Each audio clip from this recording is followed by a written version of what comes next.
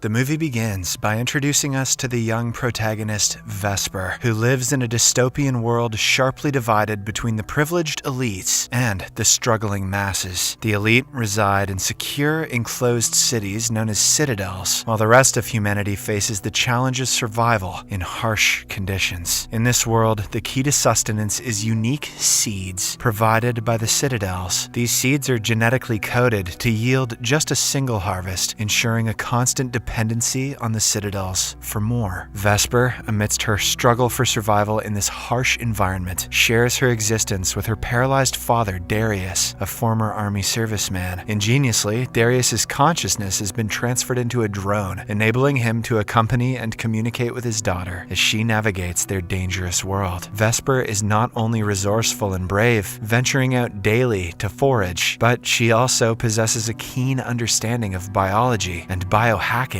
However, their lives take a dramatic turn when Vesper returns home one afternoon to discover they've been robbed. The generator powering their home, including the critical machine sustaining Darius, has been sabotaged. Faced with no other choice to save her father, Vesper sets out to seek help from a neighboring farm. Upon arrival at the farm, Vesper encounters a troubling scene. The farm faces its own challenges with a jug, a genetically engineered human designed for labor, but devoid of intelligence. The jug has been injured, rendering it useless, and Jonas, the farm's leader and Darius's brother, instructs a young boy to kill it. After witnessing this unsettling event, Vesper approaches Jonas with a request for bacteria to restore their generator. In exchange, she offers a blood donation, a valuable commodity used by Jonas to trade for seeds from the citadels. Jonas expresses a desire for her to join their community, offering to care for her father as well. Vesper, however, is deeply unsettled by Jonas's intentions. She suspects that Jonas wants to use her as a breeder, a role she strongly rejects. After completing her blood donation, Vesper faces a dire situation when Jonas refuses to immediately provide the bacteria she needs in exchange. He explains that he must first sell the blood, a process that will take several days, time her father Darius does not have. In desperation and anger, Vesper attempts to reclaim her blood, only to be caught and forcefully expelled from the farm by Jonas. Undeterred, Vesper returns to the farm, exploiting a secret entry point known only to her. Vesper stealthily enters Jonas's lab and retrieves the bacteria she is owed. While there, she also manages to take some seeds acquired from the citadel. As Vesper heads home, she promptly repairs the generator and begins experimenting with the stolen seeds, hoping to unlock their fertility. In the forest, Vesper stumbles upon Camellia, a woman from the citadel, lying unconscious yet alive, with plants feeding off of her. Vesper acts quickly, clearing the plants and bringing Camellia back to their home, where she treats her wounds. Camellia then reveals that she was in the crashed glider Vesper had seen, and is now desperately searching for her father, who is with her. Although not fully recovered, Camellia promises a reward for their help. Vesper agrees to assist in the search, despite Darius's objections. The following morning, Vesper sets out on her mission and soon locates the crashed glider, finding Camelia's father Elias inside. However, she's not alone in this discovery. Jonas and a group of survivalists also converge on the crash site. Jonas, cold and indifferent to Elias's pleas, decides to end his life simply because he is from the citadel. When Vesper attempts to intervene, Jonas dismissively shoves her aside. He also uncovers a woman's scarf in the glider, deducing that another passenger, Camellia, needs to be found. Back home, Darius suggests informing the citadel of the situation before Camellia takes any drastic action or Jonas finds her. However, the only way to communicate with the citadel is through a transceiver located at Jonas's house. Vesper reluctantly agrees to the plan, lying to Camellia that her search was fruitless, but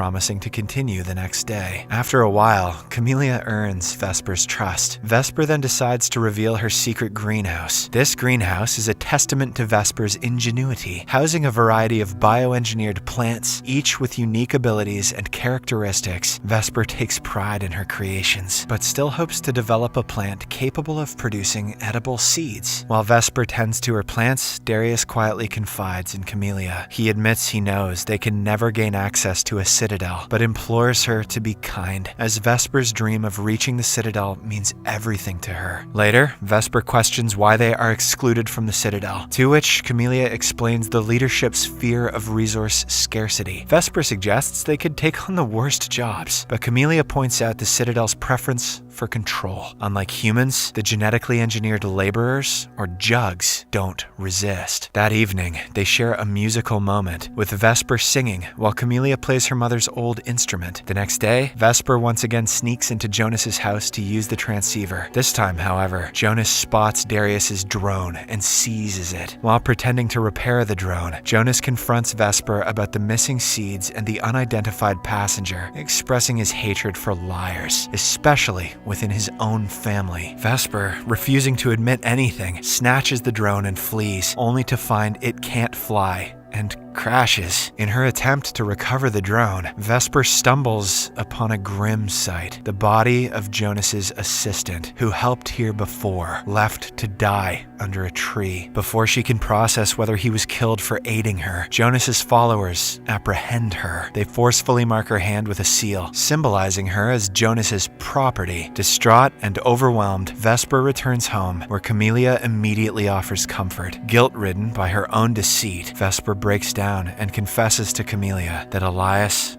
is dead. In a moment of stark revelation, Vesper decides to show Camellia the truth by taking her to see her father Elias's body, now tragically floating in the river. The sight overwhelms Camellia, leading to an intense emotional breakdown. She clings desperately to her father in grief, forcing Vesper to intervene and pull her from the river. During this intense moment, Vesper notices an unusual scar on Camelia's back that reacts peculiarly to her touch. This discovery leads to a shocking truth.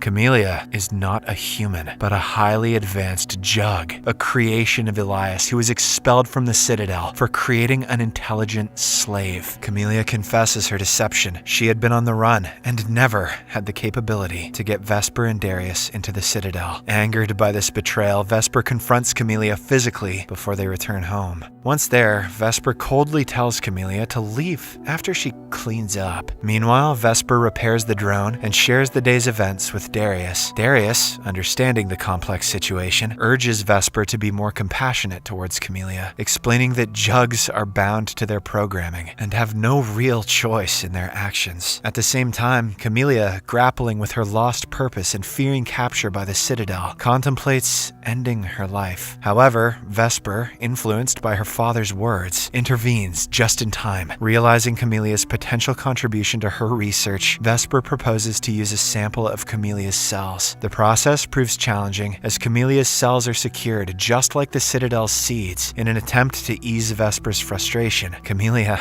plays music. Miraculously, the music unlocks Camelia's cells, allowing Vesper to modify the Citadel's seeds successfully, creating a sustainable food source. And all it took was a little nickelback. Needing more supplies for further research, Vesper briefly leaves for the old lab with the drone. During her absence, Camellia stays to watch over Darius, which leads to a dangerous encounter when Jonas arrives. Initially, Camellia tries to feign innocence, but Jonas sees through her act and threatens Darius's life. Camellia agrees to go with Jonas without resistance. However, Jonas soon discovers the mark on her back, identifying her as a jug, and attempts to reprogram her to obey him. Vesper returns just in time, and a fierce struggle ensues, with Vesper, the drone, and Camellia fighting against Jonas. They manage to overpower him, but Vesper refuses to kill him. Instead, she strikes a deal. She will share the secret of the fertile seeds with Jonas if he agrees not to alert the Citadel. Despite Jonas's apparent agreement, he